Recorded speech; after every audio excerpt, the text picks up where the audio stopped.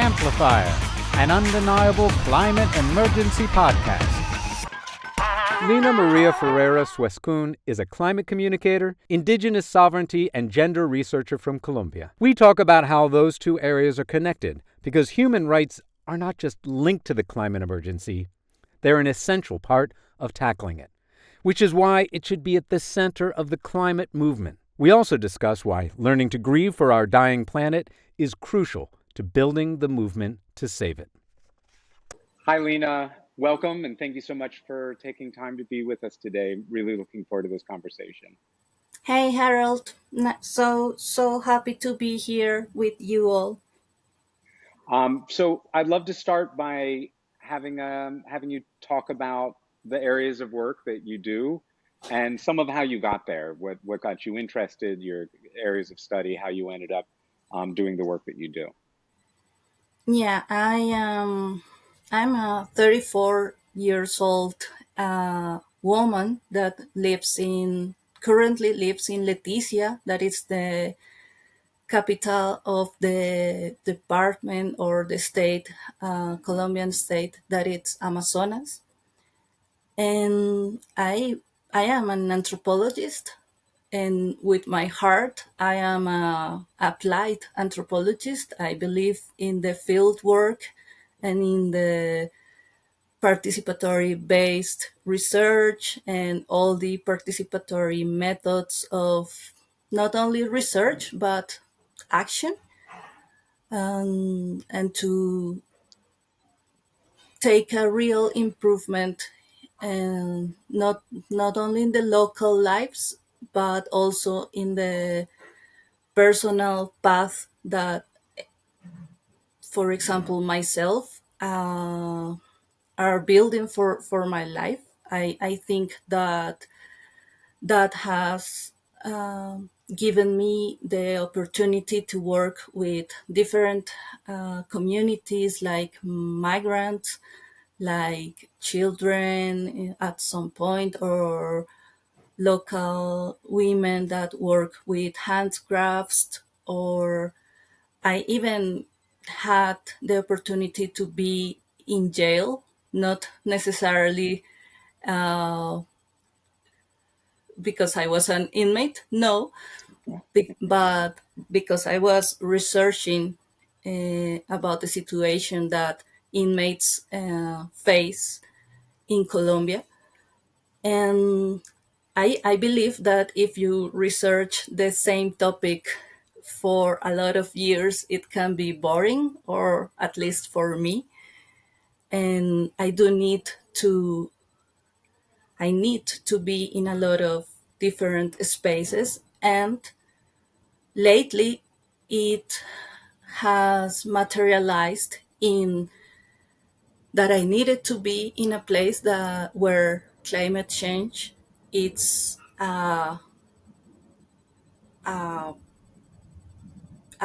I don't know how do you say that, a challenge, and that it's that there is the necessity to have this conversation. I don't say that there is. I don't think that there is a place that there is no need to talk about this, but I think that there are hotspots that there is the primary need to have this conversation and have actions towards uh, climate action. In and let's give it like the action word a good emphasis.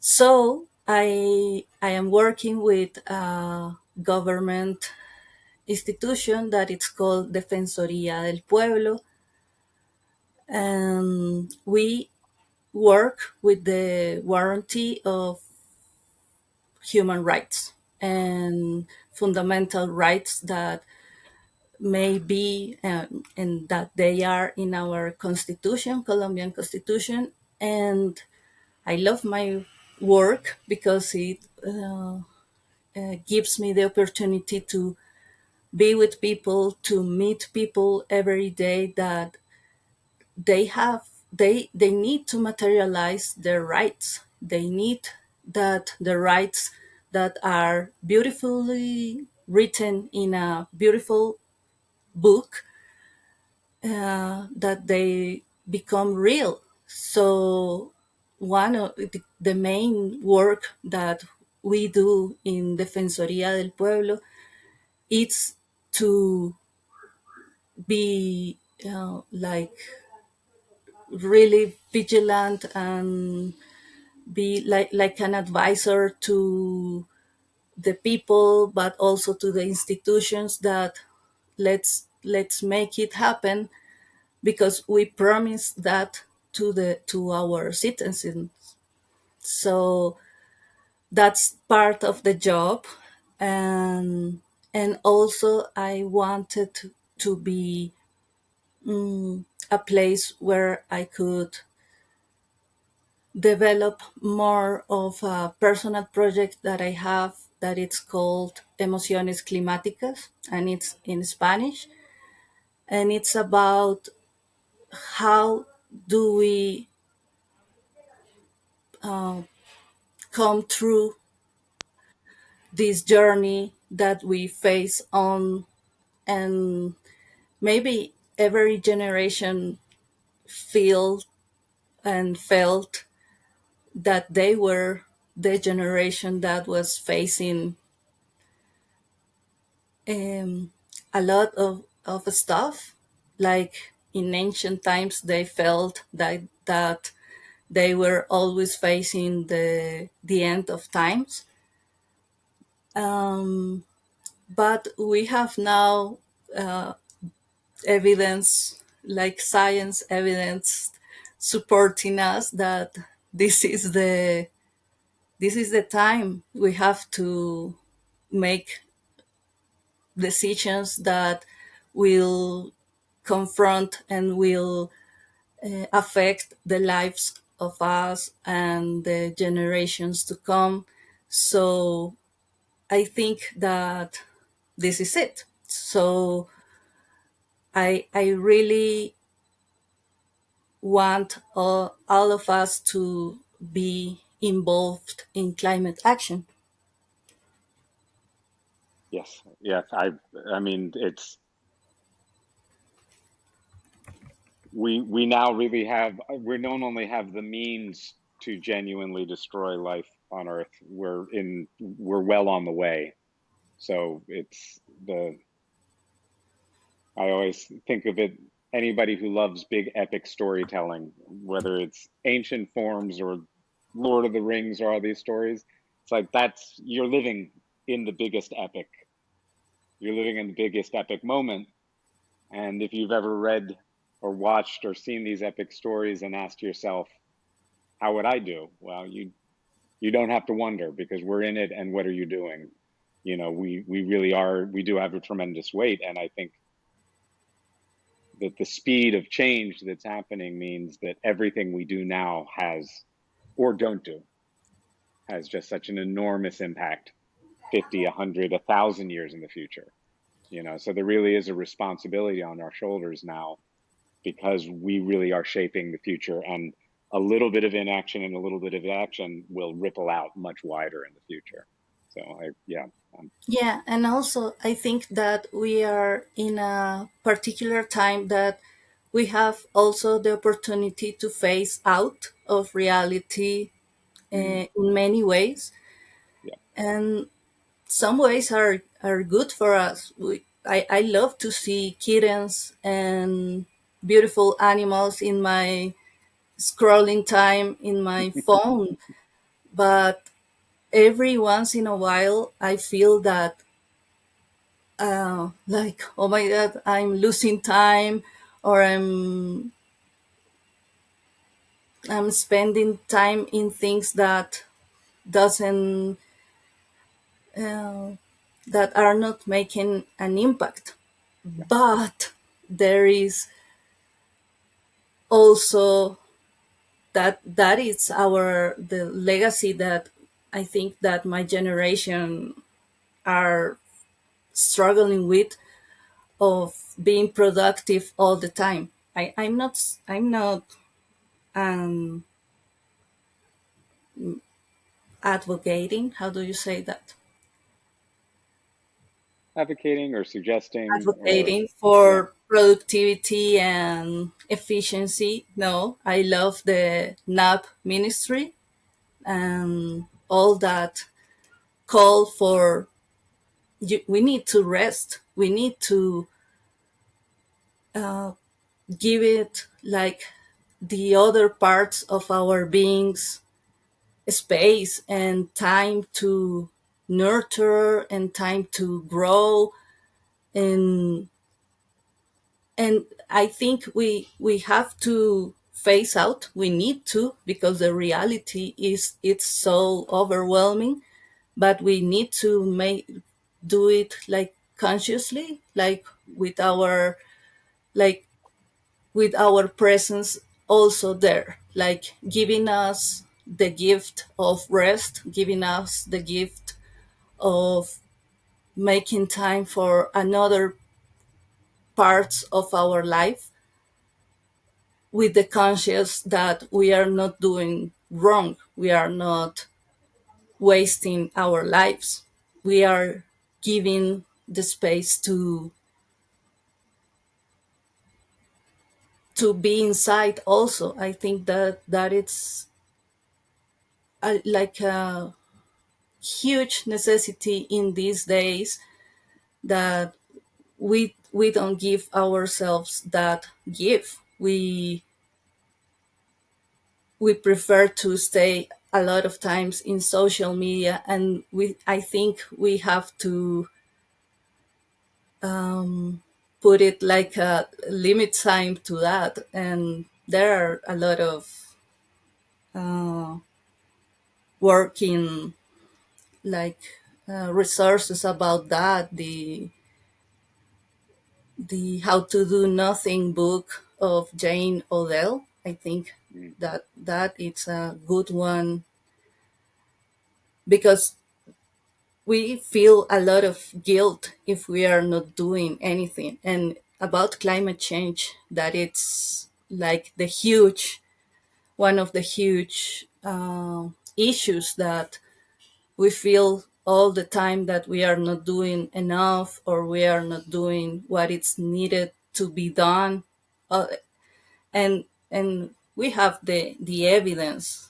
If we had done it by now, we were not being in this conundrum these days, like in this crossroad that will have a lot of consequences for the future generations and for the actual generations. Yeah. If we were moving when the scientists knew and the oil companies knew, right? Yeah, From the 1970s, they knew. They knew, their scientists told them exactly. None of, I think what we're seeing this year is that the impacts are happening much faster than people expected, but the temperature is on track. And the eventual impacts they knew 50 years ago. So we lost 50 years so that the oil industry could make $3 billion of profit every day for those 50 years, which is what they did. That's why all life on Earth is in the balance and dependent on us, is for $3 billion a day, right? That's really the whole story. It's heartbreaking. But yeah. But that there what we is, do now, but now I think that like it's unfortunate we lost those 50 years, but it means that the years now are even more important. So it's and we kind of are sliding into the question of mental health around this, and I think it's a really important question of being aware of the scale of the problem, not hiding it. You can't be soft talking it, but also not allowing the despair, which is also another very conscious tool that the denial community uses. Is, well, it's too late, give up, right? So we both have to be able to somehow incorporate the scale and the weight of the problem while not becoming paralyzed. And I think that is certainly people in the movement, but I think the whole world is now starting to wake up to that, right? That you're balancing these two things. Yeah, and I think that a lot of us in the movement, we come from like I come from social sciences, but obviously a lot of the people comes from the sciences, like the hard, supposedly the hard stuff, like biology and environmental engineers, physicists, like all of them, and all of us, and we need us, but also we need us taking a lot of steps out of our comfort zone. And our comfort zone is the technical language, the sophisticated conversations. And we need to get out of that. And because that is not getting us where we need to go. And you will, and we will face, and I have faced a lot of like walls, because I thought when I was moving here to Leticia, that I would have the opportunity to be in the climate change conversation, because it's the Amazon region, it's the hotspot of reforestation or deforestation from the point of view that you wanted or you needed or your budget let you see. Or it's the future of bioeconomy, or it's the, like they said in a romanticized way, the heart of or the lungs of the world. And I said, like, I need to be there because there is the conversation. And I got there or here. I'm like in two places now. And I got to Leticia and there was no conversation. And that doesn't mean that the people is not facing it. That doesn't mean that the people doesn't know what is happening, because they are facing a lot of these issues. When COVID hit, and it was a region that was really hard hit by COVID virus or disease, or because there is no health system that supported this kind of emergency. And like everything closed, people returned to their lands, and they could cut a lot of trees to give space to make more food, to make more, to grow more food. How do you say to that people that they are doing more damage to the world, to the promise of a better future, if they need to eat, if they need to survive that particular part of our contemporary time, that it was really hard on everyone. So you have to be aware of confronting all of this cognitive dissonance, like the contradictions, like embrace it, the contradictions in a lot of ways. And we need to change our mindsets to about, I think that it's a beautiful word that we have, or you have in English, that is deadline. in climate action and in climate change, we don't have deadline. There is no finish line. There is no celebration party at the end of the World Pact. And I'm so sorry to be the party monster of the moment, but this will carry on after we die, and we have to be brave enough to deal with it, to get the tools. Like if when you need, I don't know, as a drill, a hammer, you go and get it. And now we need the tools that is psychological primary. Uh, how do you say that? Let's stop here and let's find the word to Well, primeros auxilios psicológicos. First, you need the tools. We need to find the tools, and we need to find, and all of us need to get a workshop in primary psychological aid, or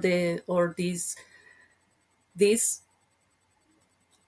so human ability to listen to our world mates, to listen to our fellow people, to our kids, to our parents. Just listen and be there and be present to what they are facing, and we are also facing. And I think that we had a lot of that we had entire generations um, running around and running from mental health issues and mental health, um, or mental struggle, or frustration, or anger, or sadness, and we need to turn back and give it all of our lives to that. And that sounds lame, because what why I was there. So I also think that this conversation of mental health was lame and not cool and not needed. Why? Because I came from academia. I I went to a university that you were only, and that for me was good at the time. You were valued by your arguments and your performance in academic terms, and I needed in that moment to be assessed in that way. Like, that was great for me at that time. But when I came and I really like it, and all the process was really fulfilling for me. But 10 years later, um, and even less, 5, 10 years later, I knew that the tools that I get or got in the university were landing me in a like good technical and professional reports, and but that was costing me my life. Like, I was really good, like, in giving reports of social rights or human rights or economic rights of a lot of communities in my country, but I never had the space to be with the people, like tell or talk about frustration and economic loss and grief with all the people I was working, and I needed that, and they needed to, but we were not talking about it. Later in one of my jobs, and they gave me like a primary psychological aid workshop, and that has changed a lot of the way I'm facing my job and facing the responsibilities I have with the people I work with. And I think that is a simple tool that we all can have, we all can use, and that can give in terms of climate change and climate action. I think that we need to let ourselves to be the failure that we are. Like you said it, like we knew, they knew, most of all, they knew. But I think that if we if if we give us the chance to open our eyes to the situation, we knew. We used a car for all the years that we are alive in the main cities. I know that my parents had a car between 90 between the 90s and 98, and after that we had a car between 2009 and present day. I know that. And if we make the exercise to connect the dots, we also we all knew. So that it's not a good thing to embrace or know or deal with, but that's okay. Like we are this failure. We need to fail better, like the Beckett philosopher that it's so famous for this phrase. Mm, but we need also to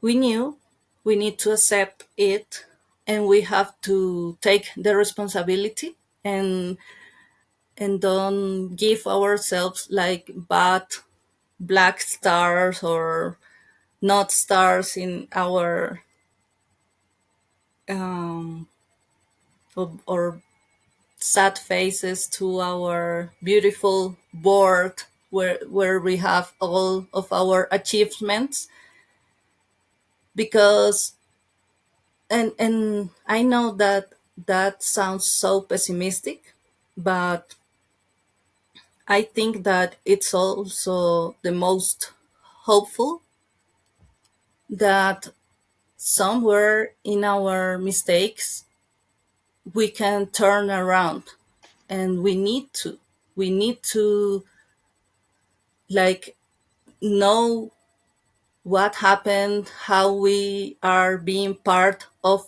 all of that it's happening. And there is also that cognitive struggle that we feel so powerless and so helplessness that we don't think that our little actions have some impact in the world.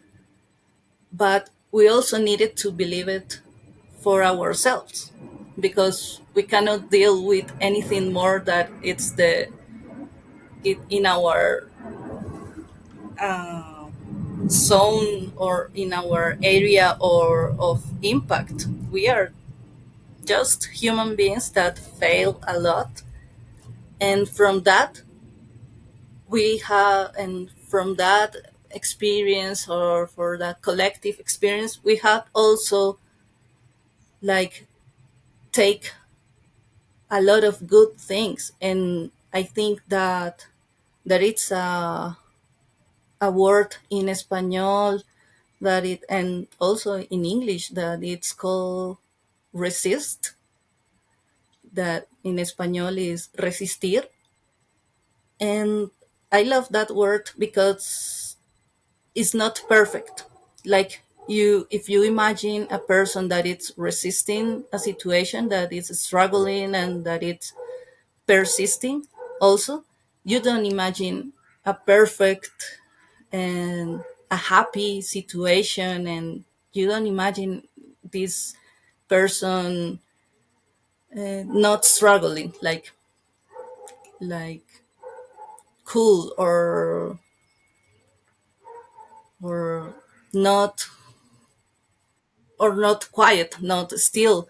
You imagine a person that is struggling, a person that has a lot to do, that maybe has a lot of to-do lists that are not completely fulfilled, that has a lot of PDFs in their computers that are half read, or but that is trying.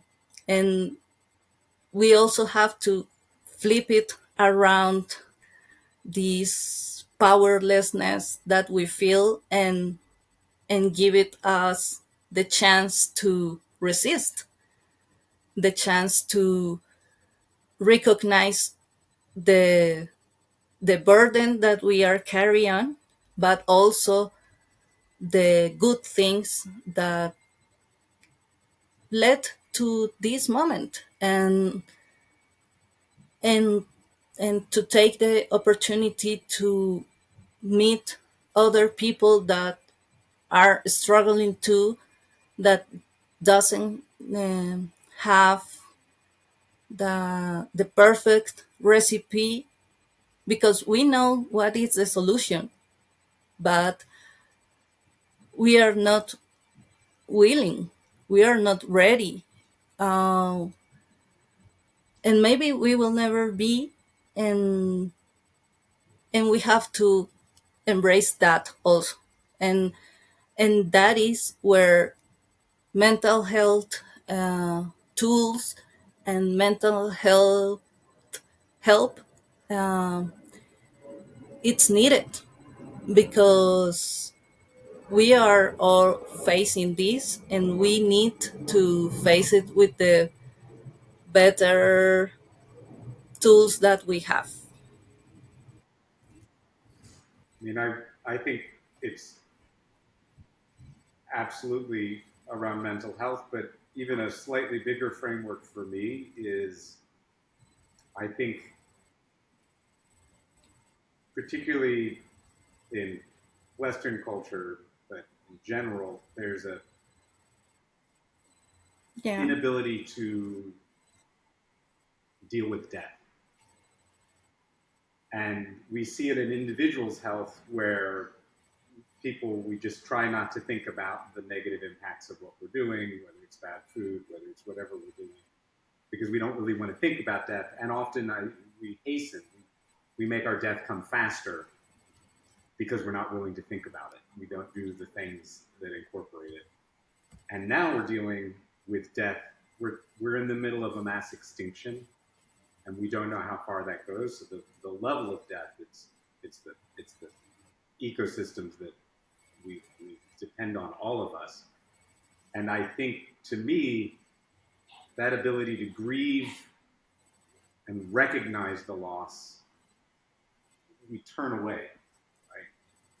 And I think that's one of the essential problems. So I think this question of mental health is really essential, and it's not just about helping people deal with the loss, and the loss is real now, right?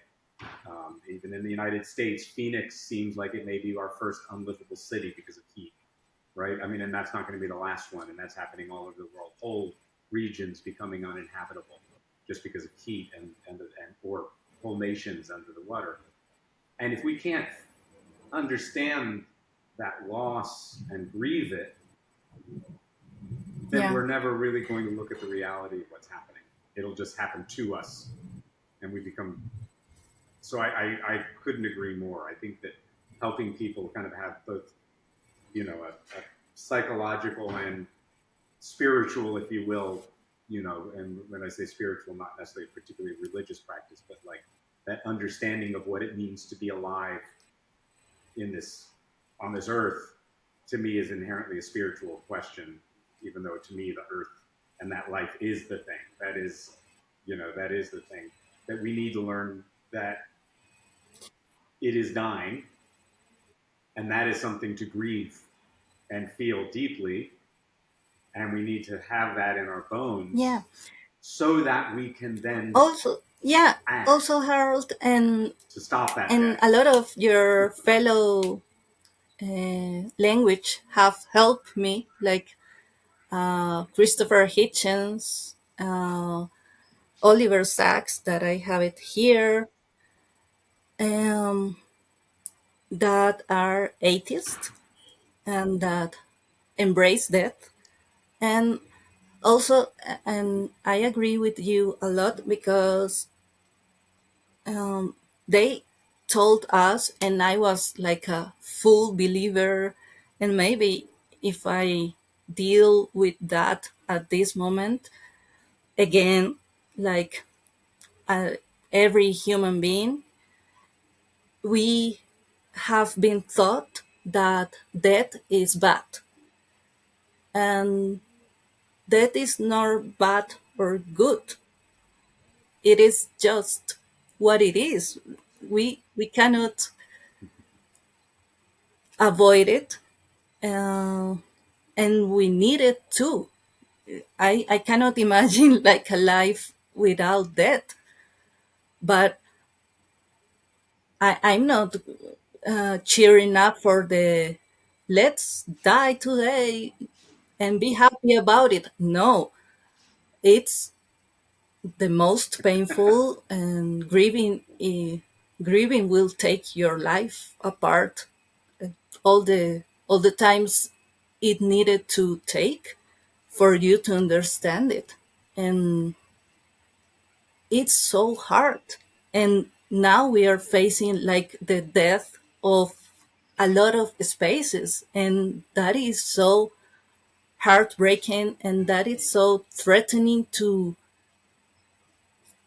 our understanding of life and of human experience, and dealing with that we are responsible for. I love the polar bear journey, because we, like a lot of years ago, we saw the polar bears like a threaten, and after they were like part of some ads, and they were like the happy bears, and now they are like part of the cartoons, and we see the bears like not threatening to us, but also we come to the journey that we see the bears like being threatened by us, like for, and now we have to see it like dying because of us, and we cannot, in between quotes, like we cannot do anything. um, and we are seeing that in our smartphones in real time, or and that burden of cognitive and so and visually, and having all that access to that this information in this particular moment of life, we need to do something more about all the capacity we have to access this information, these journeys of humans, of another animals, and not only sit and watch it, because we are like denying ourselves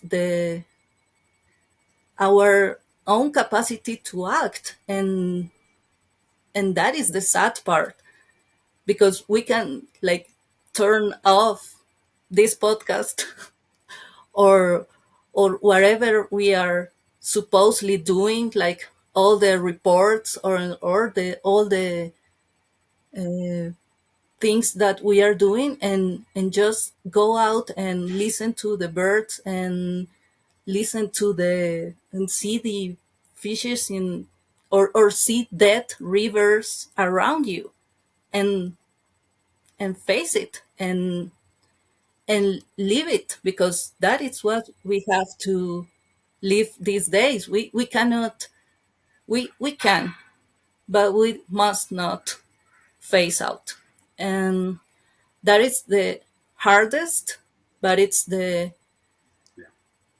I will, and I hope that somehow will be the most fulfilling, that we are here, we faced our mates and our loved ones to the face and said, like, yeah, I am here with you, and we're this is what we have to deal with, and I am not avoiding you, and at least let's have some dignity to face the climate change. I when I notice all this, and we all notice all these greenwashing strategies that comes from, again, them, the oil companies and the publicity companies that are really smart and that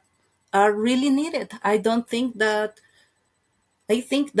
they were they are this I don't think that they are the smartest, but they are among the smartest people, and we need them to bring that efforts to the other side, so we can give ourselves a livable future and a livable, I don't know if you say it that way, like a present with dignity. And also that is that other word, like dignidad or dignity.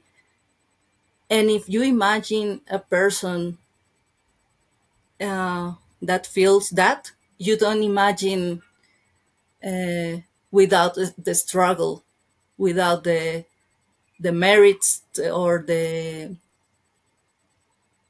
you imagine a person that had to deal with a lot, but can give you her face, that can look you in the eye, even if it's the worst situation.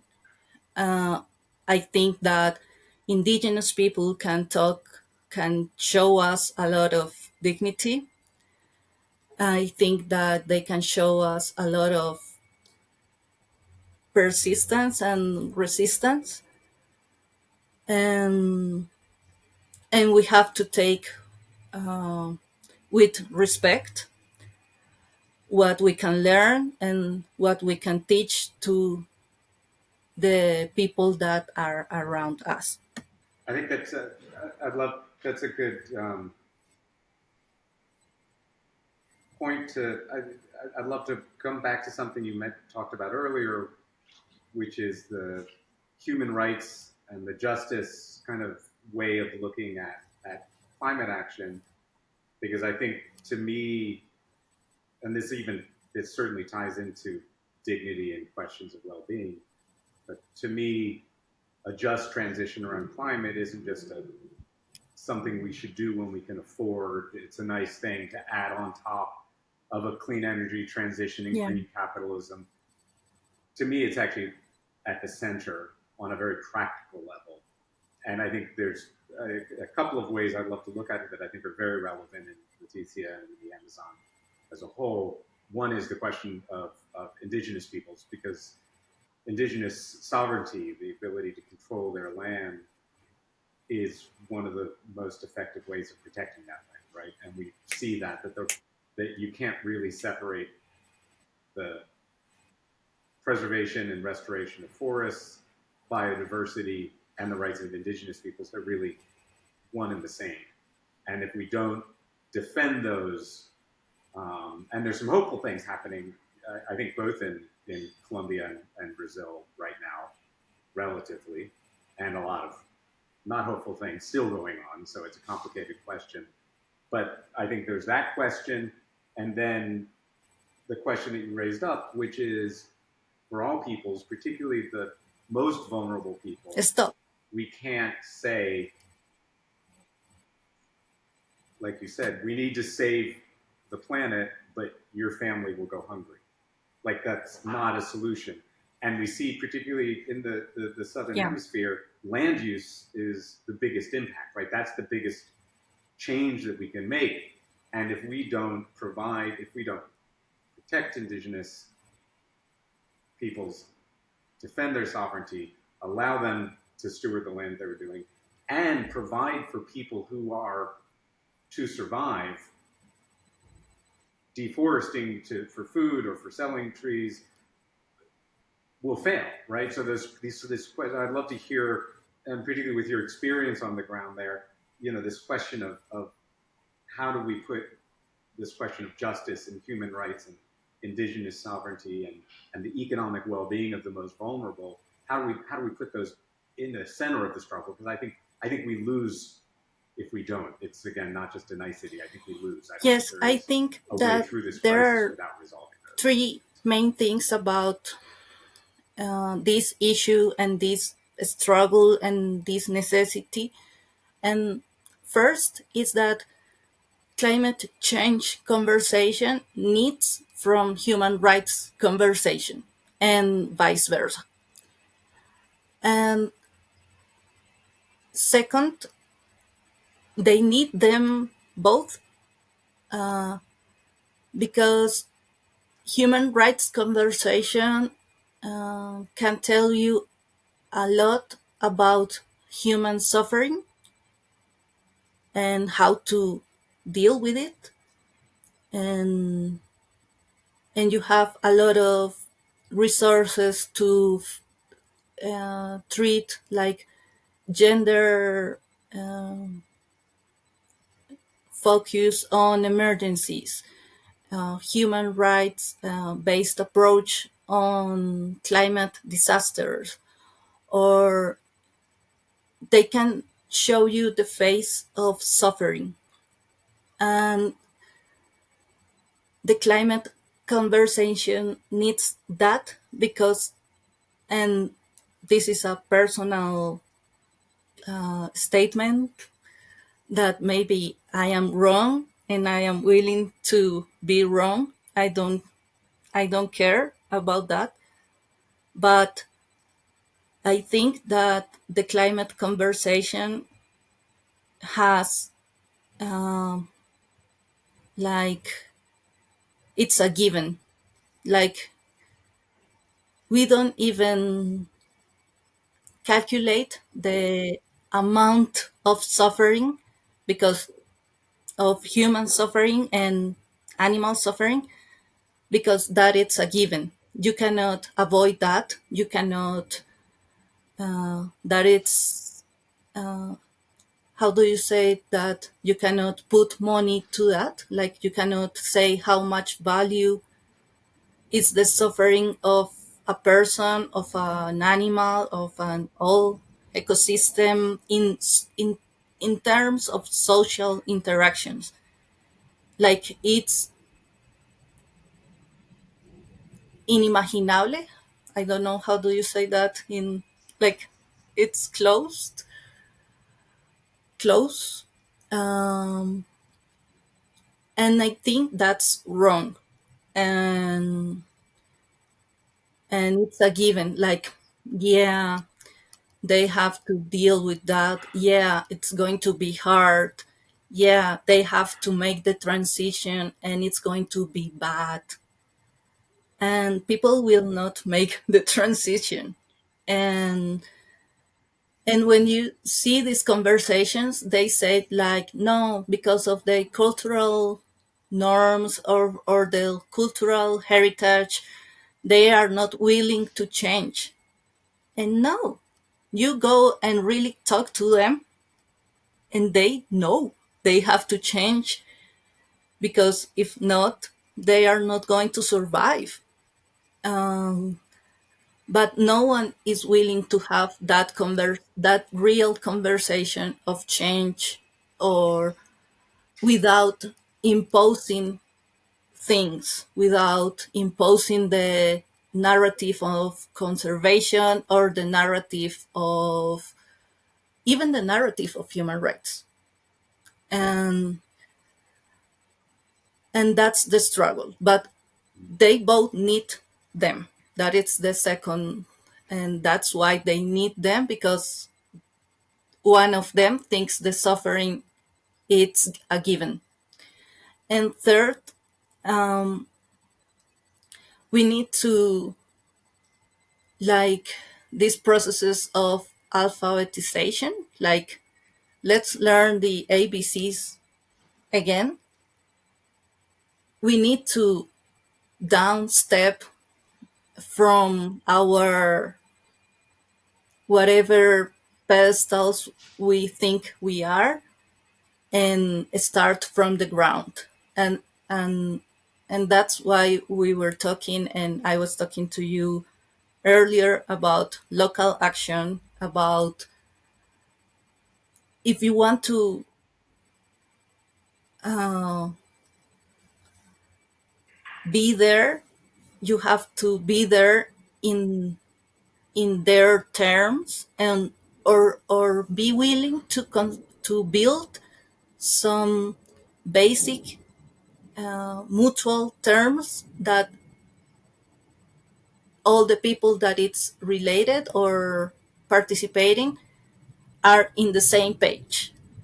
Uh, Maybe the human rights people think, and I consider myself between them, that everyone understands the human rights narrative and importance, and um, the fundaments of human rights, and the history, and the struggle, and all that we are defending. And maybe you will face communities that doesn't know about it, and doesn't need to know, and you have to come to the ground again, and make minimal agreements of what this word of human means to you, what this word of living or dignity or means to, what is the basic agreement that we have to negotiate to have a transparent and dignifying conversation and relationship. I think that we have a lot of misunderstandings in communication, and in assuming that the person that is in front of you it's understanding you, and we are going nowhere from that, from that point. And in terms of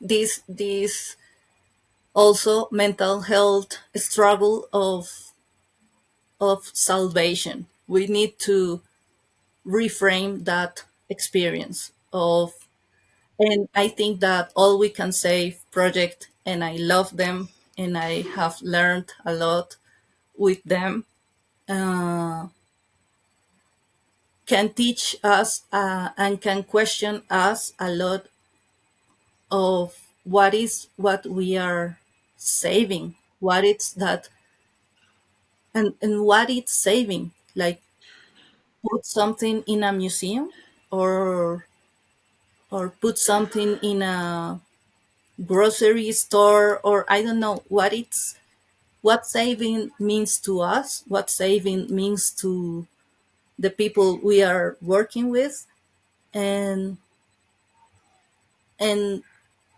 and if it's that really worth the struggle and the work. if we are also trying to transition to another mindset, like this minimalism, or like focus on life. It's like, what are you buying? What are you saving in your closet? What is that you are saving, and saving from who, from what? I also think that we need to give the dignity to the person, to the people we are talking with and working with, to let them define that, even if that it's a contradiction with the main um, meaning that we have given to that type of processes of conservation, of even salvation, or saving, or keeping uh, in our society until now. Because we are going to maybe we are going to lose more that we think, because of saving some stuff that we really don't need. And a lot of the time, uh, other people have make that decision from us, or for us. But also, I think that we can make that decision in some parts of our lifestyle. Like people that are investing, they can ask themselves and their brokers. I don't know how. I am like a total ignorant in that aspects, and that it's a huge need in climate change conversation about financing, investing, and asking them, in what are you really investing? What does this list of P500 or SP500,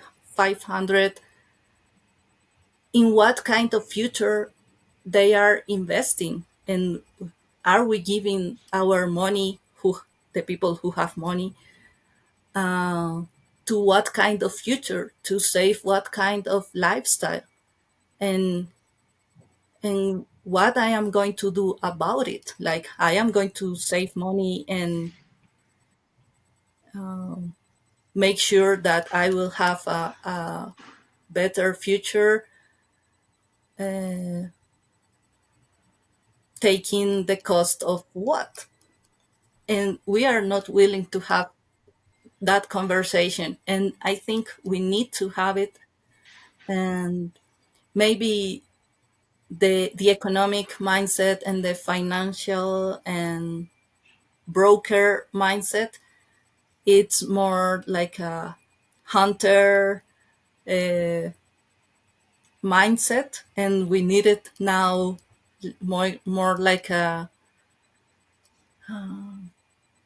like saving, but with regeneration, more like a regeneration mindset in all of our money decisions, our life career, or skills decision. We need to improve that in all the areas of our life, I think.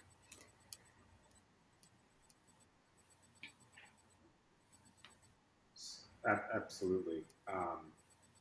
So you've been working in Leticia, which is the Colombian Amazon, as you said, as we know, the Amazon. What happens to the Amazon is going to have a huge impact on life all over the planet. Climate change is already having a huge impact on the people who are living there. But you said that you found there wasn't really a climate conversation happening. There wasn't a connection. And I think we see this in a lot of places, including rural United States, where farmers are dealing with the impacts of climate, but not thinking about climate change either, because politically they see they're resisting it, or they're just not in that framework. So they're dealing with extreme weather events and drought and heat and all of these things. They know things are changing. Have you found have you found any models or projects that have started to and in the Amazon in particular, you're talking about people who've produced the least amount, right? They're the least responsible for the problem of climate change. The United States, it's historically is the biggest responsible. In Western Europe, we see it, but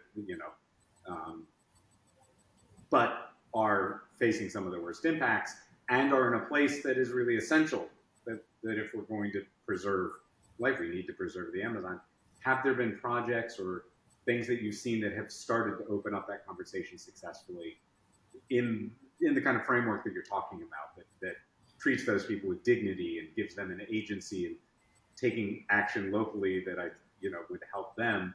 But have you seen ways of being able to bridge that gap? Has there been anything that's been able to start making that conversation come to the surface in that area?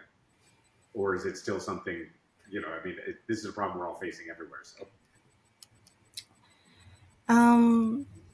Like, I'm from Colombia, and the Amazon region, it's ginormous, but it's one of the regions from Colombia. So, and depends of who you ask.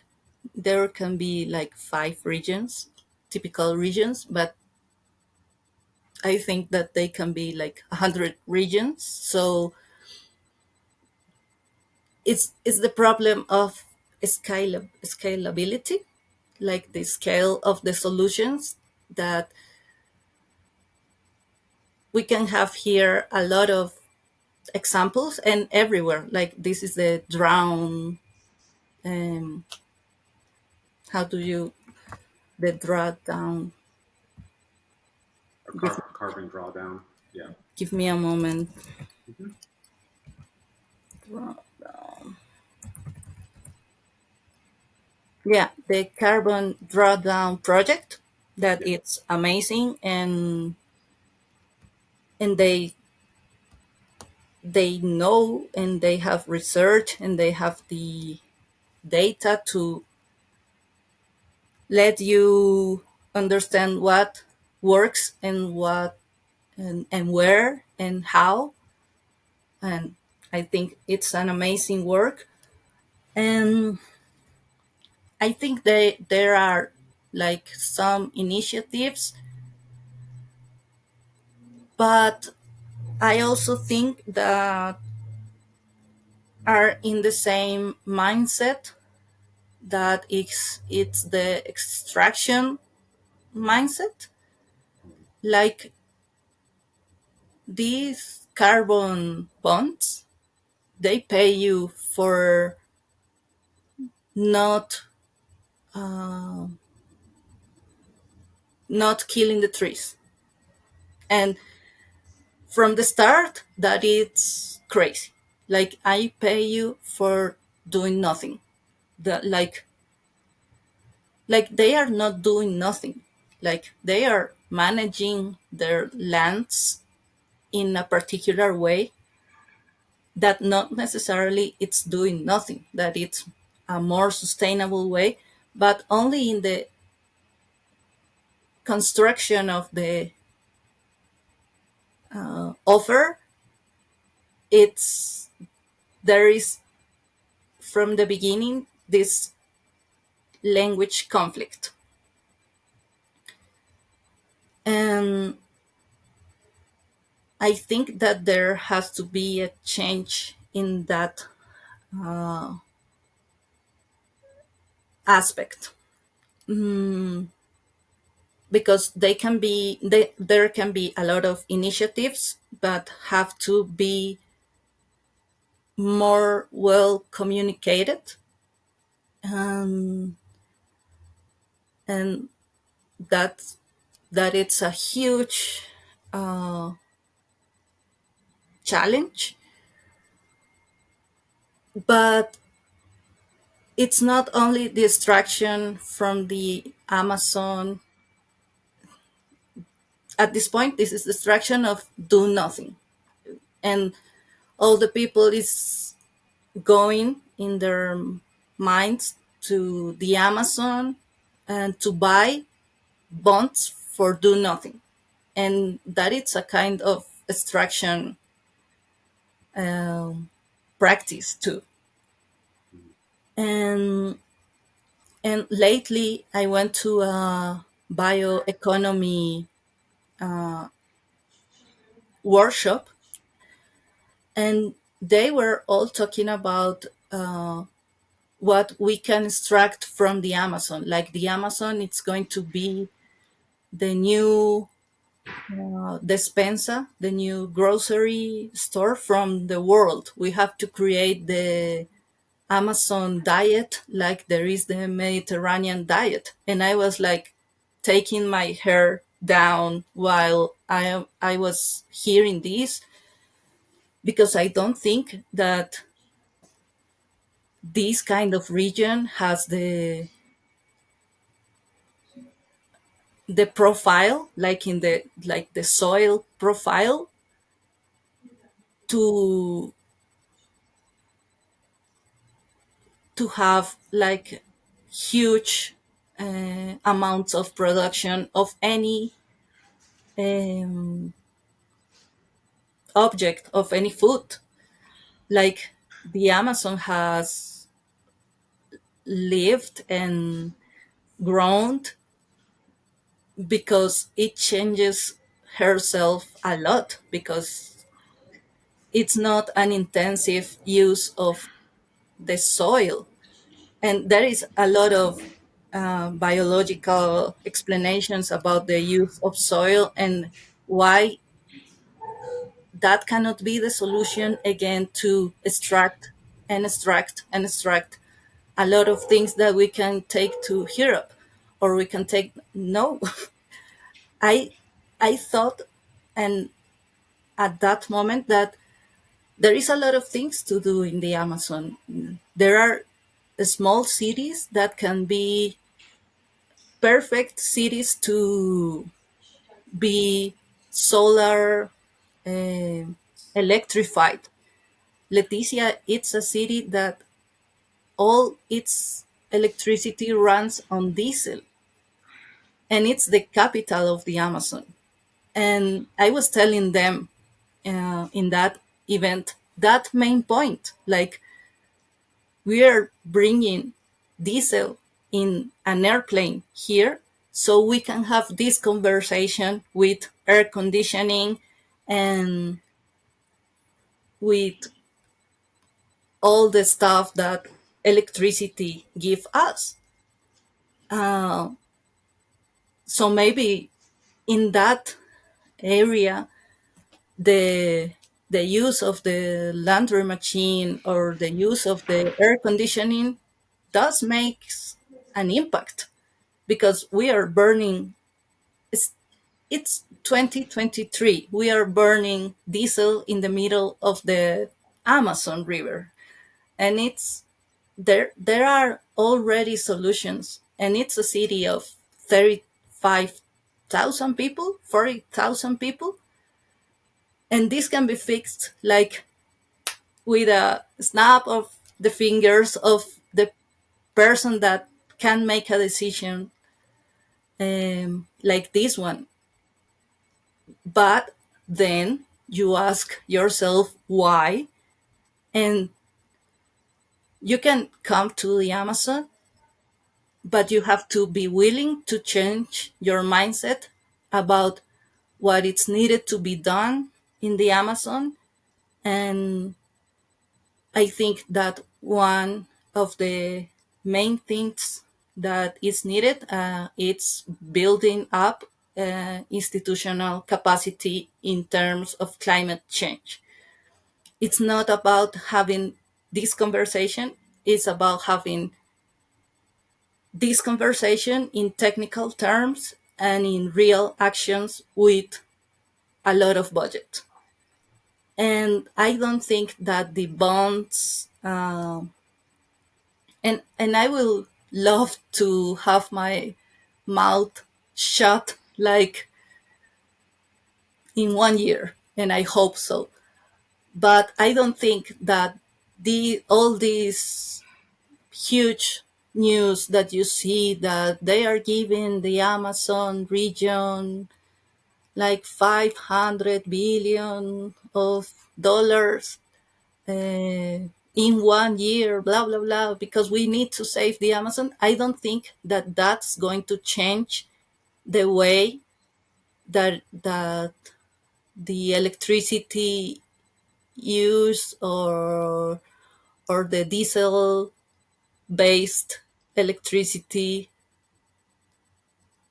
use or matrix of Leticia and all the main cities in the Amazon region. And it's a key point. You know what to do. There is the solar capacity because the sun, it's all around every time, everywhere. But there is the disconnection of these beautiful initiatives or these perfect initiatives and the real struggle in the cities and the willing to take a risk for new materials, new sources of energy, and most of all, a new source of life, human style fulfillment. Like the main, like the main, like everyone has asked me, like, have you got a moto yet? Like, do you need a moto to transport yourself in the city? And I am like, no, the city, it's like 20 blocks all around. I don't need, I can walk everywhere. Yeah, I come from a city, uh, a huge city, Bogota. It's really big, and you can walk like everywhere, and like a distance of 20 blocks, it's nothing for me. Yeah, it's 35 Celsius degree out there, but you can take an umbrella. You need to change your mindset about how the solutions in the Amazon are thinked, provided, and also you have to, and I think that what is missing, it's that we don't make we don't make conscious about who emits the CO2 and who emits the message of what it's needed to be done and what it's good for the most big amount of people. And Because that it's needs the to, same people, right? It's the historical emitters who control the story. yeah, So the totally. United States and Western Europe, the ones who have the biggest contribution to the problem, dominate the conversation. And I think so many of the solutions that you're talking about, we have global institutions that are still dominated by Western Europe and the United States, developing solutions and then bringing them to localities Yeah, like it's still Leticia. that. And It's that's, and then, and I've talking to a lot of, through the podcast, talking to even scientists throughout the global south, even our data is wrong because so much of our climate science, or all science, is done. Someone comes from North America and flies to the Amazon or flies to the Nigerian Delta or flies somewhere, does research, has no local connection or understanding, doesn't have access to generational knowledge of people who farmed or lived on the land, and then goes and flies back. First of all, there's a lot of flying involved.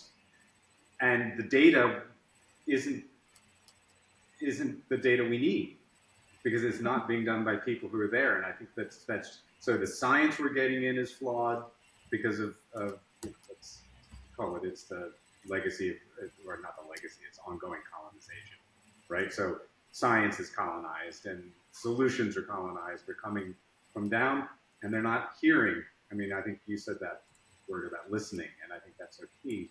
How do we start listening and engaging in real dialogues? Because climate solutions are local solutions, right? Yeah, They and have I to be think rooted in communities. How do people live?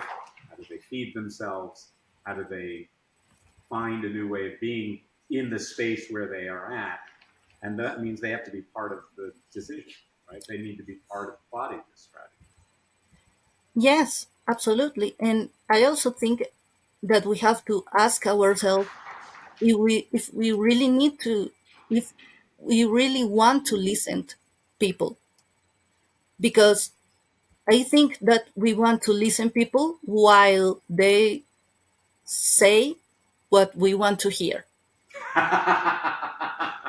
Yes, Yeah, and that is, that's that's a big truth right there. Yes. yes, and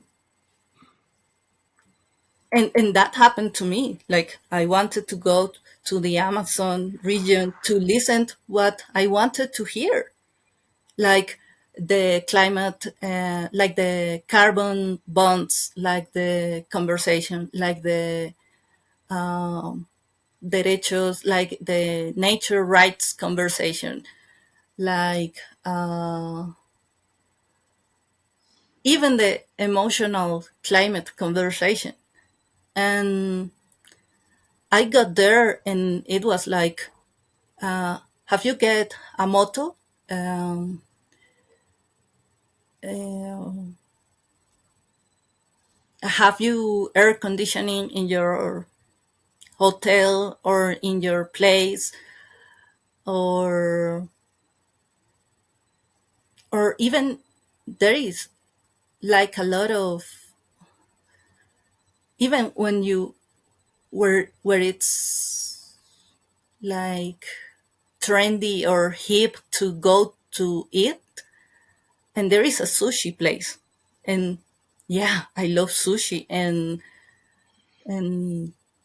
but what are the implications to eat sushi in the middle of the Amazon region? Like, come on, Lina, you're eating things that they cost a lot to bring here, and you're like phasing out from this, but when are you willing to make the effort to really hear, to really eat the things that comes from this region, and that they are gorgeous, and they taste really yummy. And at some point I would say, like, yeah, I would love that all the people can have a beiju, that it's a yuca. I don't know how do you say yuca in English, but it's a like a Yeah, the potato, like another, potato starch. Yeah, yeah, yuca. yeah, We say yuca. tortilla from starch, and it's amazing. And the copoazu, that it's a fruit, that it's like the cacao. And yeah, I would love that everyone in the world would taste this amazing and exotic fruit. But is that what we really need? Or we really need to like tone down our hedonistic desires and interest of experiences everything for the first time, and find a lot of pleasure in all the food and all the landscape, and make a pledge for a simpler life, like, yeah, this is yummy, or this is not, today is not that yummy, and that's good.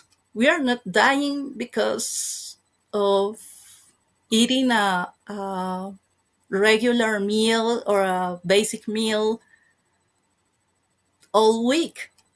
We are dying because we are not allowing ourselves to change and to take some limits in our life that will change our lifestyle and our supposedly fulfillment uh, in the pleasure of being alive.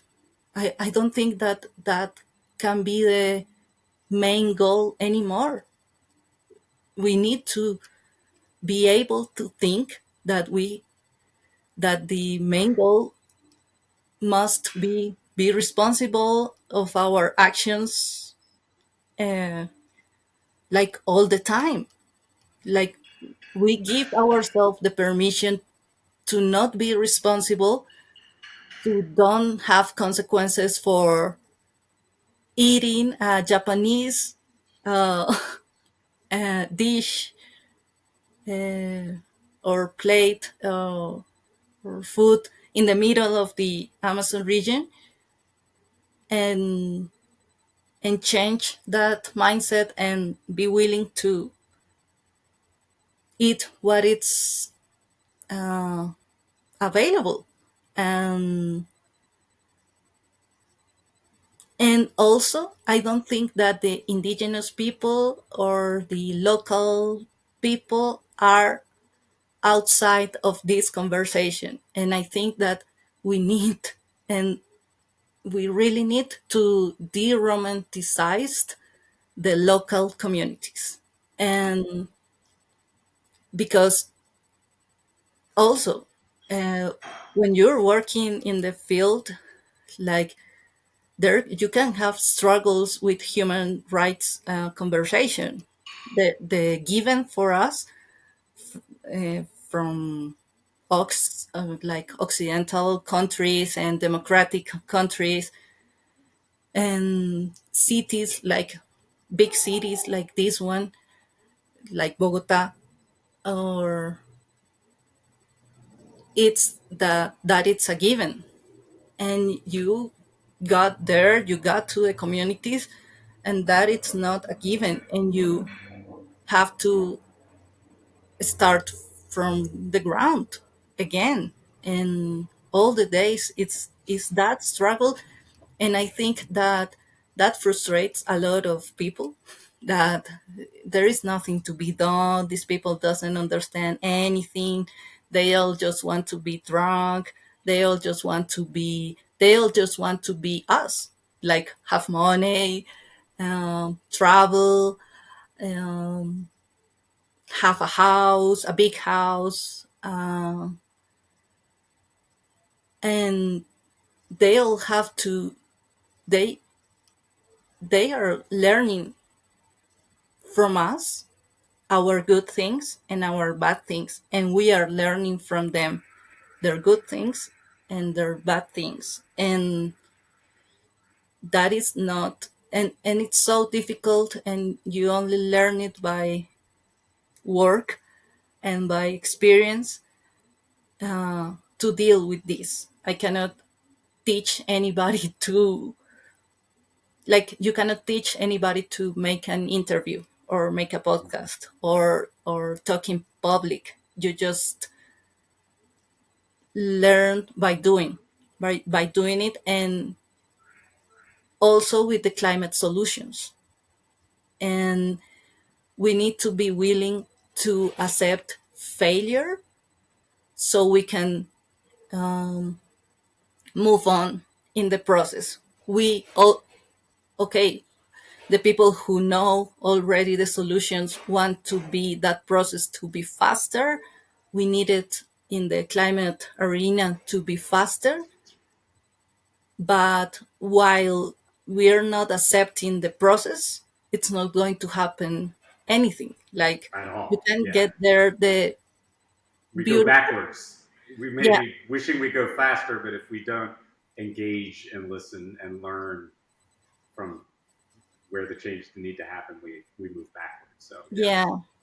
So we need to face what it is yeah, instead of what we want it to be.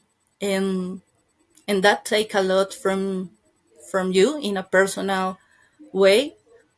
But when you mentioned before the spiritual way, I I agree with you a lot because we need to nurture that aspect of our life in huge amounts so we can let go whatever will happen with this after we depart. And nobody wants to hear that. Everyone wants to hear you're going to be the star, you're going to save the world, you're going to receive the prize. And We're yeah, all and we're all stardust, as they say, right? But it also means we're all dirt. yeah, We're and just some dirt that's walking around thinking it's something special for a while, and and then you're and dirt again. but That's just but it's a also, very temporary stage. yeah, yeah, but also there is this beautiful Indian writer that is Arundhati Roy, and she Yes. wrote a beautiful book that it's a classic now, that it's the beautiful uh, um, I don't know how do you say The name of the book. the name of the book. um, I think that in español is El Dios de las Pequeñas Cosas, but in English, The God of Small Things, that it's The from Goddess one. Yeah. 1997.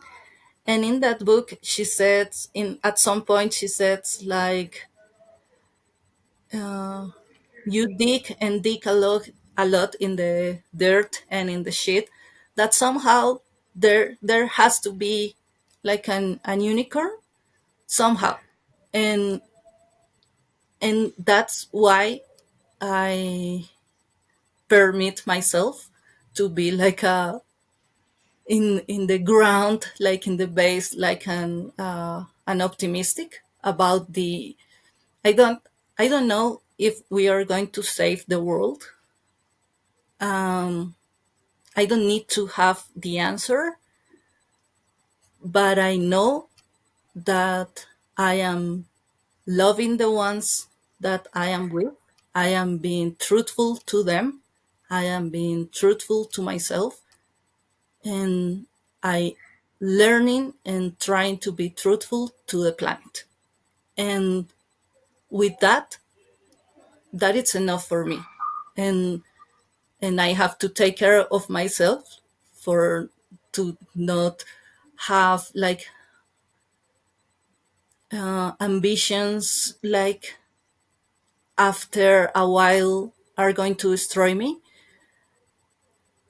and and or destroy the people that are around me, and to be humble because yeah, we're only passing through here.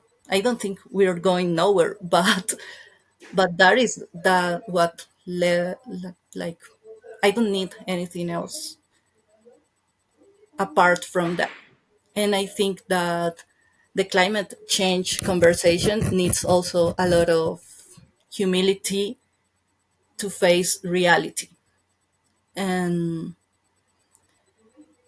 I think that that would be the one of the hardest things in the years to come, because even you turn on your TV or your social media, and all the time you're asking like, why are we are not doing enough all the time. And that it's not good for any mental health, the mental health of any person. And we need to tackle that down, like reassure ourselves to for the long run, because this is going be the task of our lives.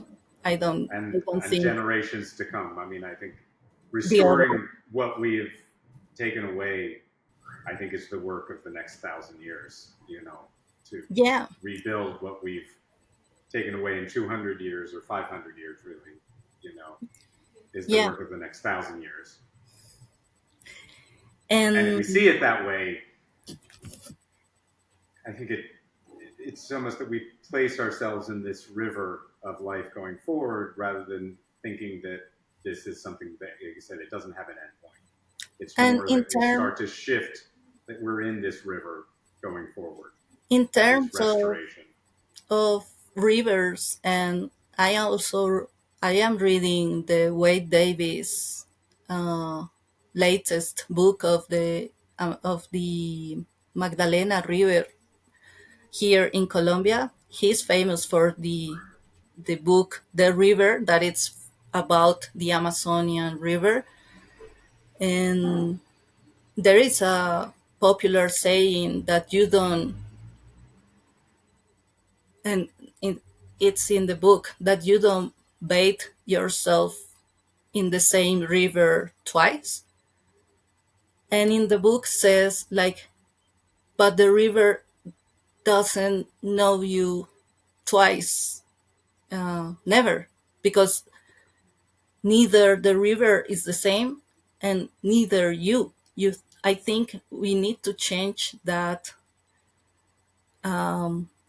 occidental mindset of be the same person all your life. Like, we need to permit ourselves to change because we need to right now, and because that is also the reality. Like, and that it's, I think, in some way optimistic, like give ourselves the opportunity to be other persons every day because the planet needs it.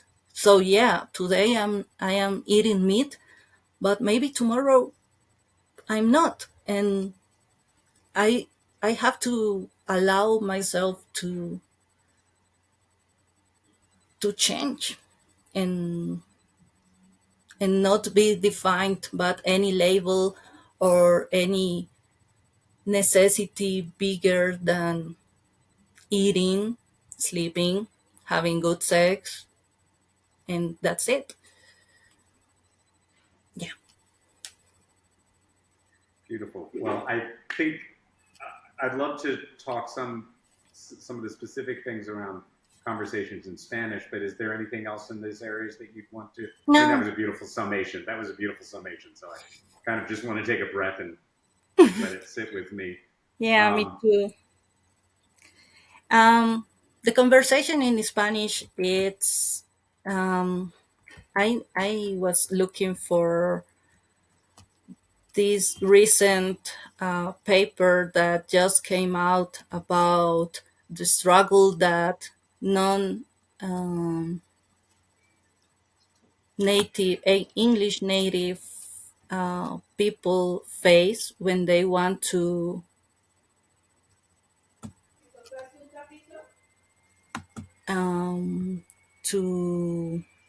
let's pause there. sure. I'm going to look for the paper.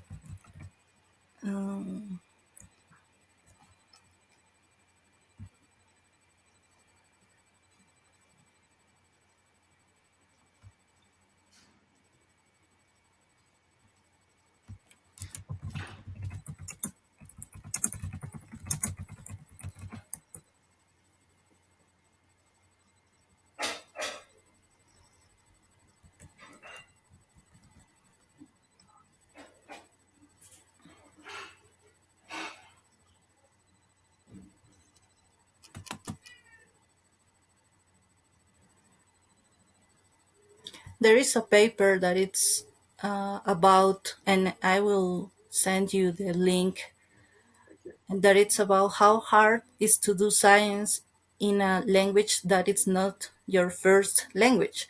So,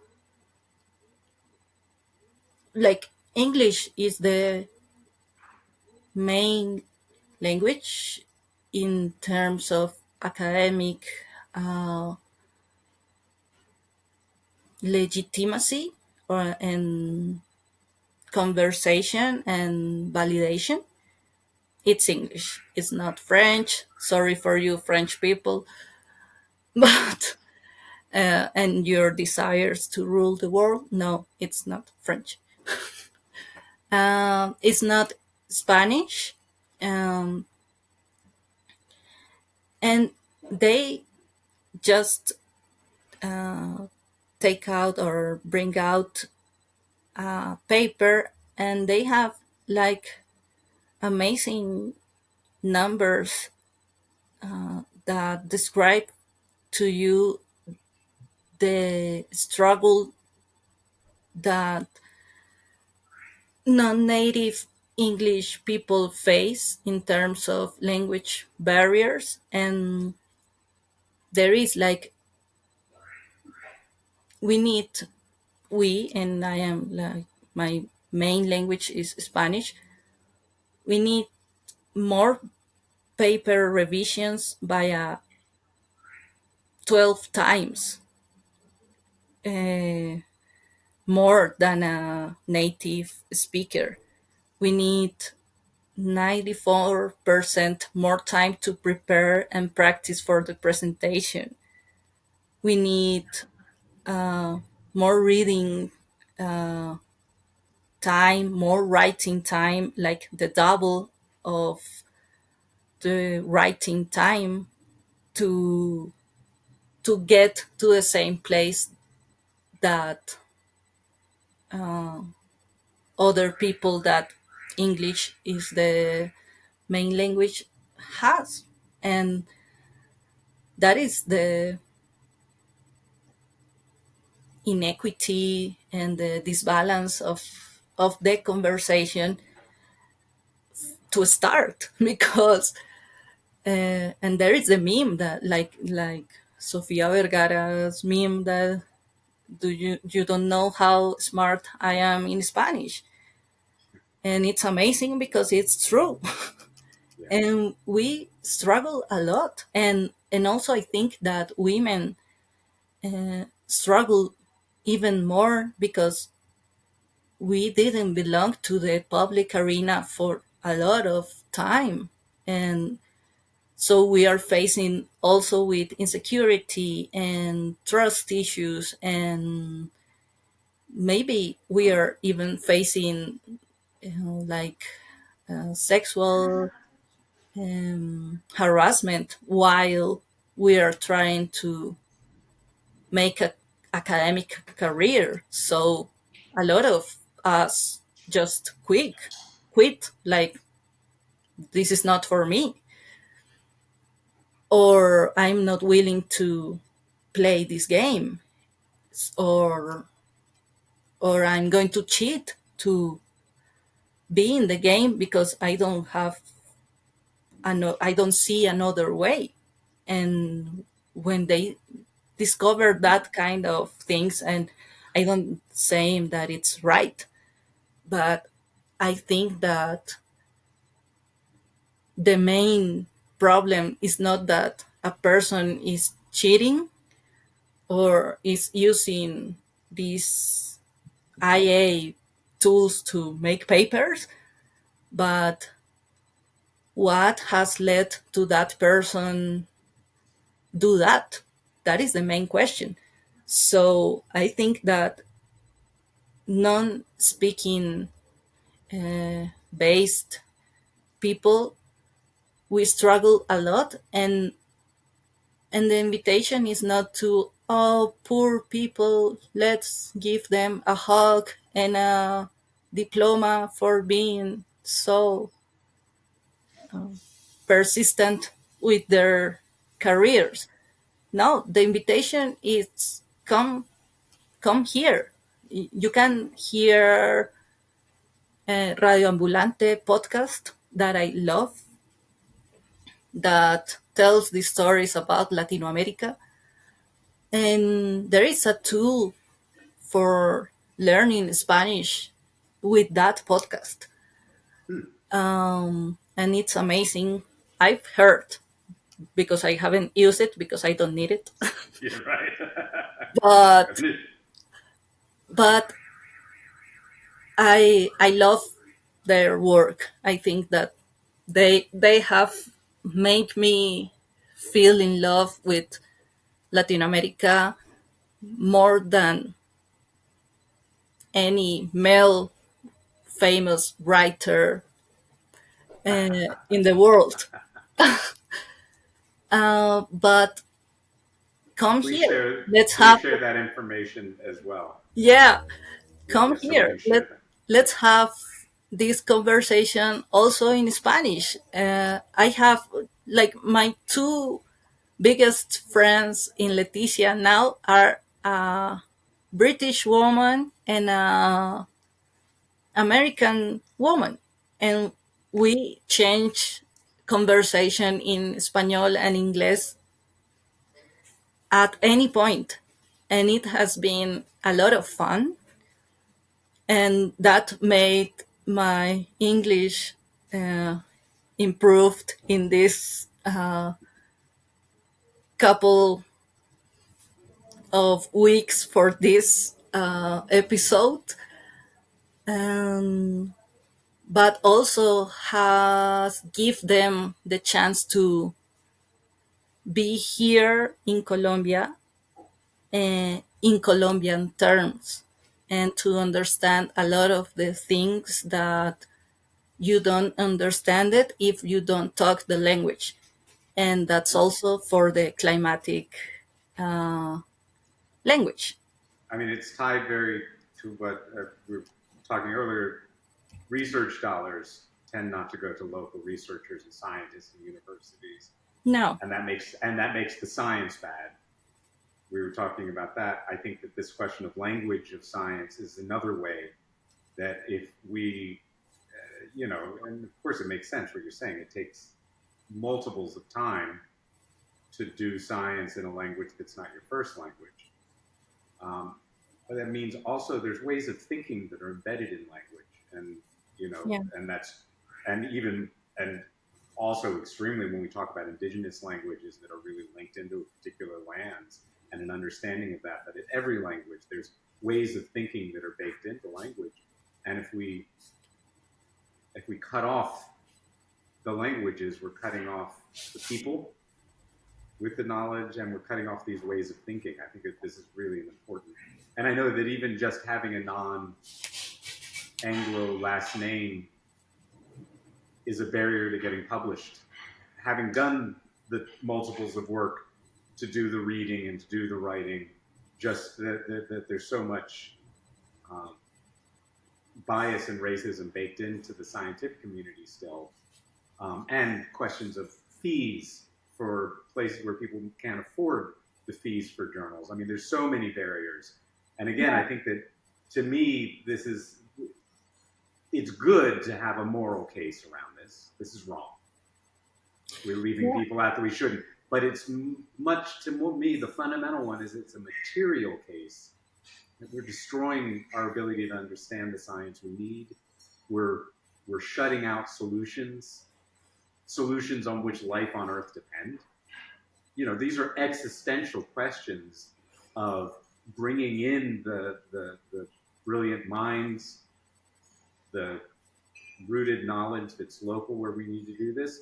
This question of kind of decolonizing science, of equity in science, is actually an existential one. Do we make it or not will depend on whether we can start to break through these barriers. Because if we're not getting knowledge, solutions, research in Colombia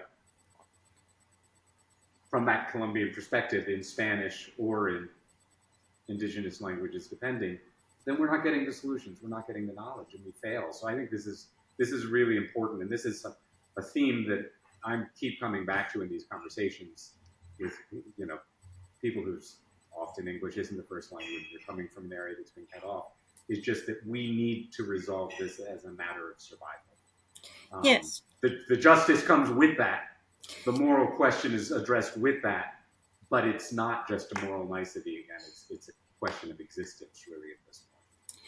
Yes, and also I think that for these big isms like feminism, capitalism, uh,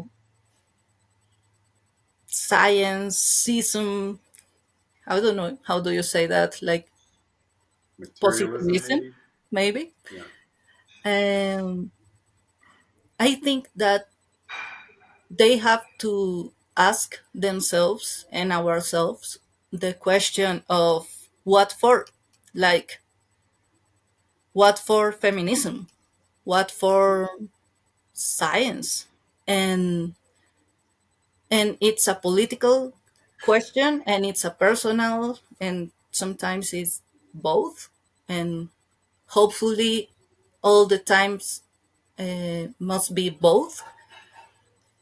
And in personal terms, it's like why I am doing this. Like I'm happy that I don't need in my life like personal validation with a paper, but I understand that people who followed an academia pathway have to play the game and have to deal with all the stuff that you just mentioned that I don't know of because I don't want that in my life. Maybe I am like um, not giving myself what I can.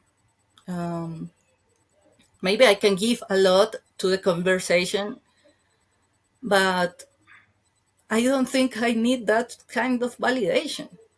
And I think that that big isms need to ask themselves because we need more people with all the knowledge and all the skills in the field work and facing the struggle every day, even if in one day it's just paperwork, but maybe that paperwork will take us somewhere better than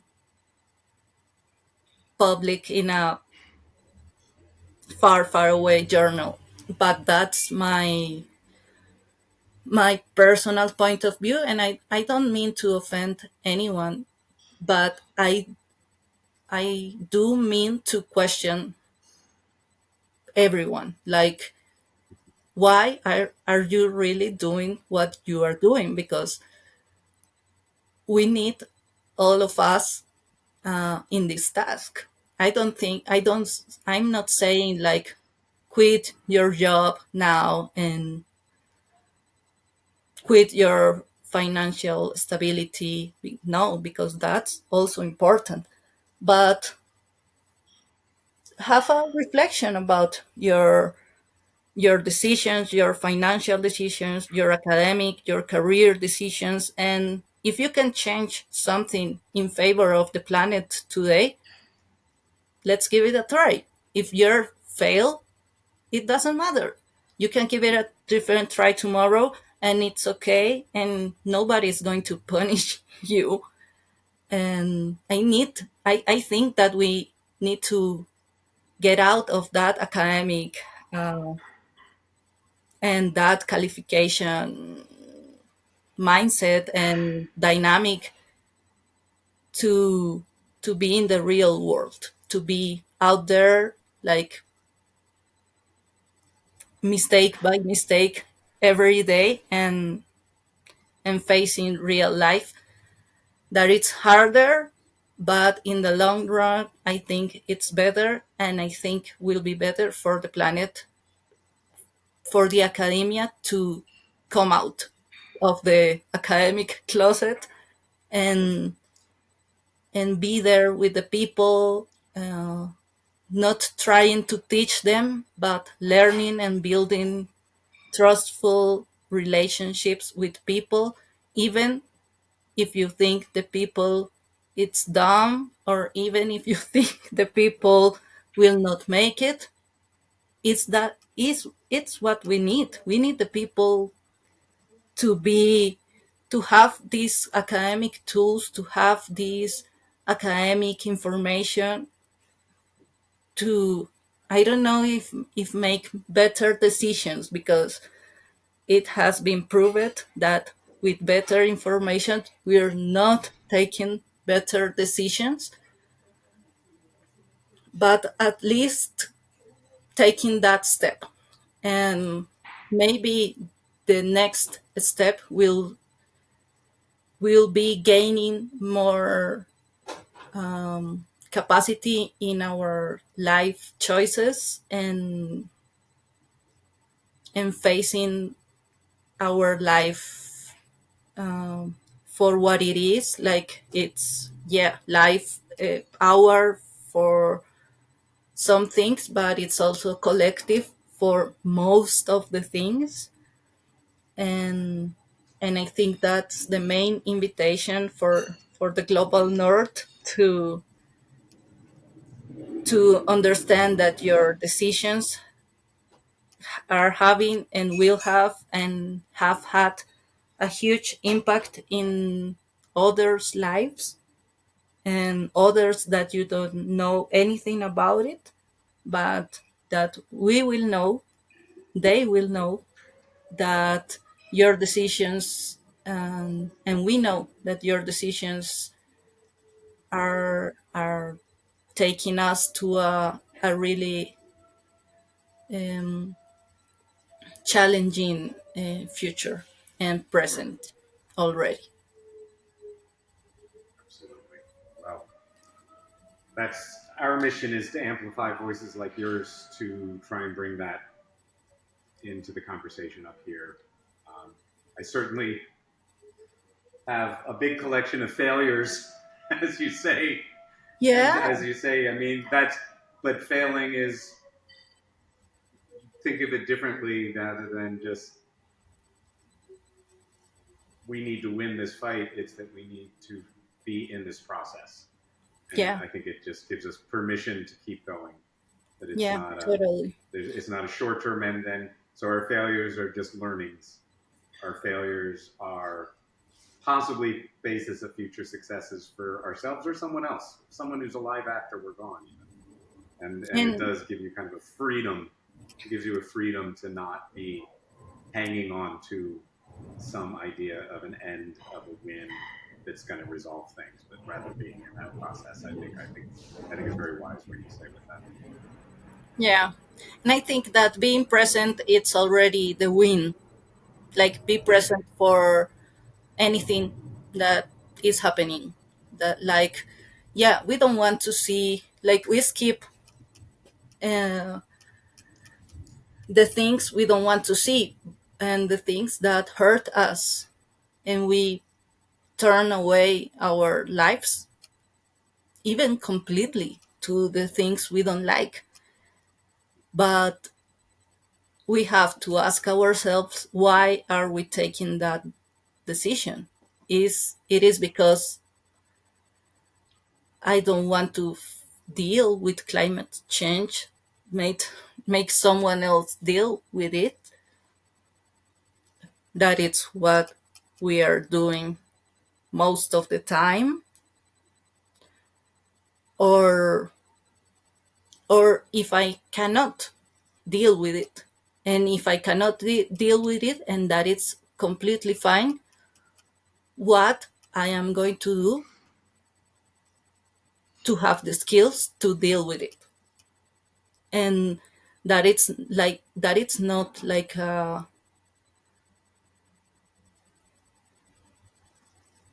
that it's what we are complaining about others, like negligence, like don't pay attention to human rights, like that it's the same like the same mistake, but in one we cannot do anything, and in one we can do something about it, and even only for us. And that will make something, I guess, and I hope, and I truly hope. And yeah, take the chance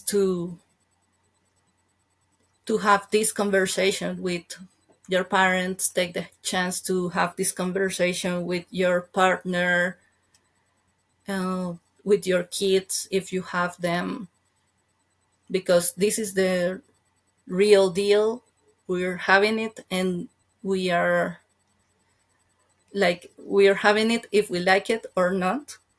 And that choice, I don't think that will follow us until our death, but for some of us will. And and I think that it's there is a call for everyone.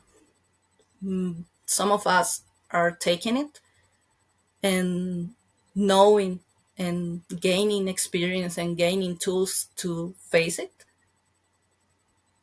and there is room for everyone. Like, if you're wrong or if you're right, there is room also for the terraplanistas or negationists, or because they are also in the planet, sadly but true. And that it's also what we have to deal with. In Colombia, not so much. I hope so. I haven't seen them that much. Um, in the Amazonas, I haven't seen them that much. But I think that a way to deny the problem is to think that everything will be okay tomorrow or the next year will be better. And maybe that's even, I don't I don't think that worse, but it's also harmful for all the work that we are, and a lot of people that work more than me trying to.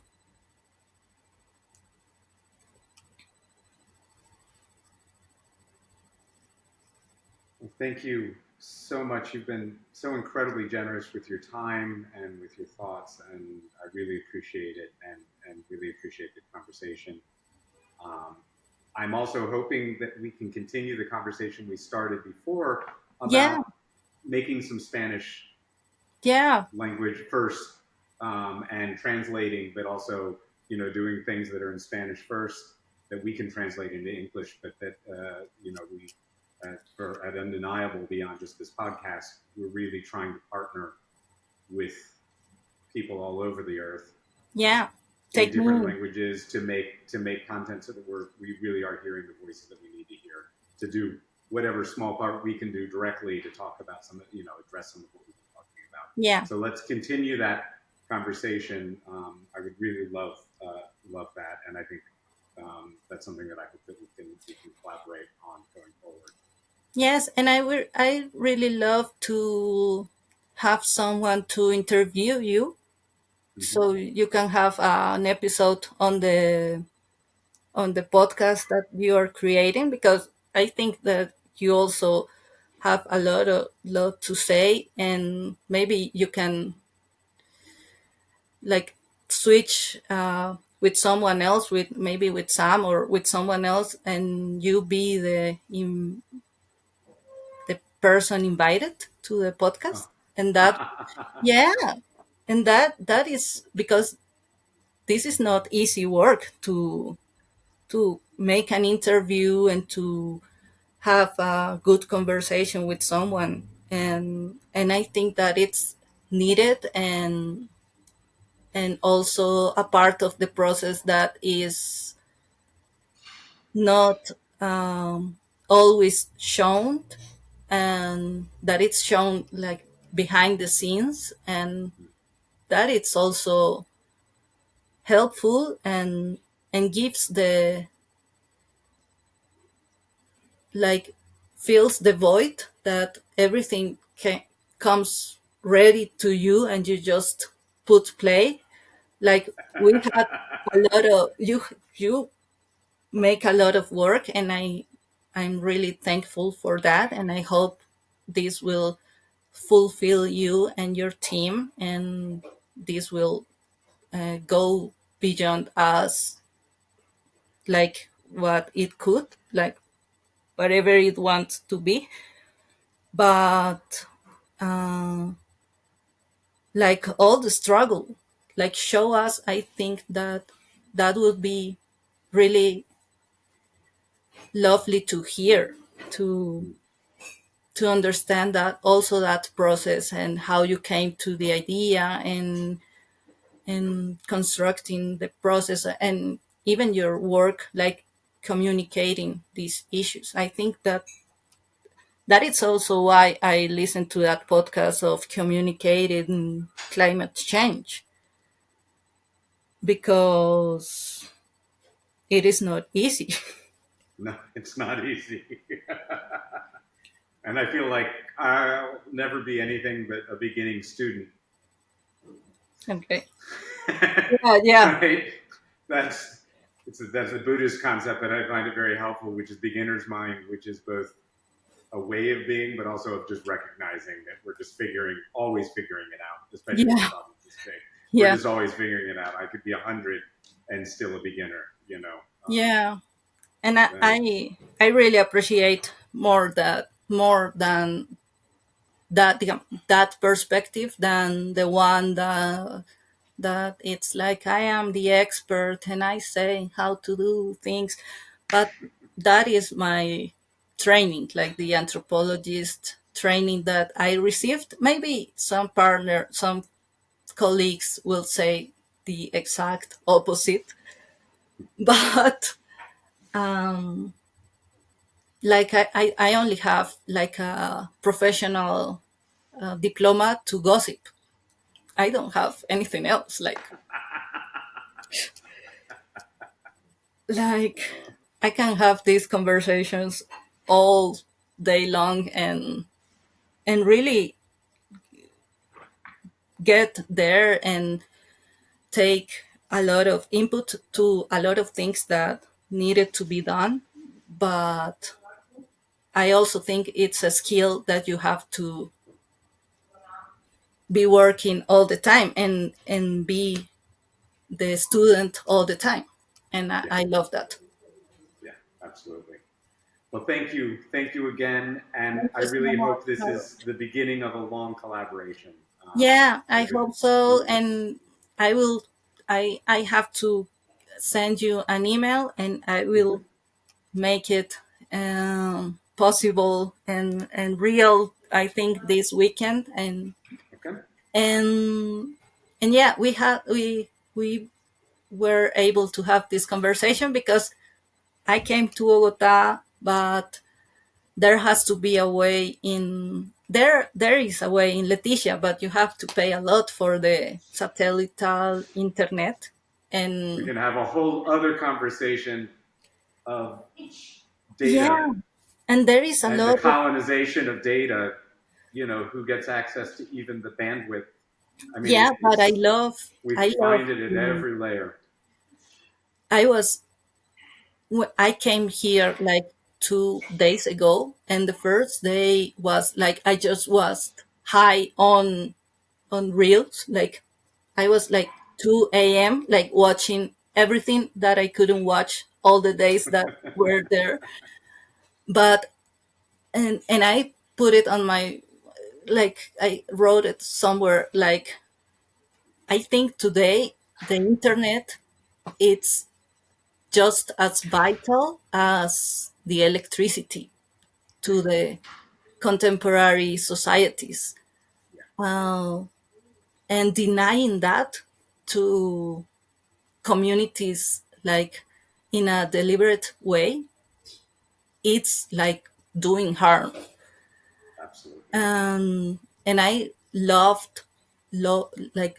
all this Wikipedia work and the Wikimedia project and all the open source. My computer, it's on Ubuntu, and like we really need to have this conversation and these tools in Spanish. There is the conversation in English.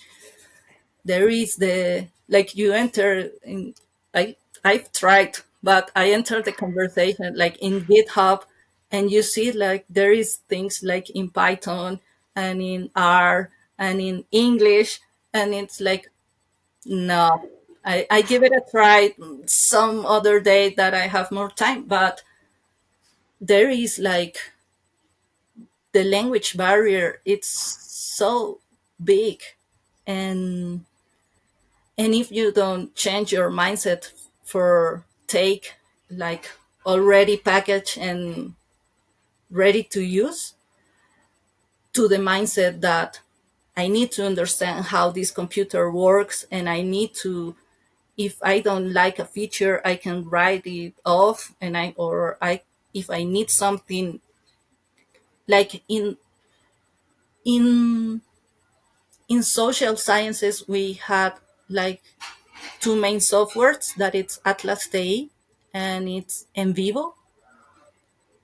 And you can go and check it out how expensive is the license. But there is a work in GitHub available to everyone to use, that it's a simple tool that it's tag.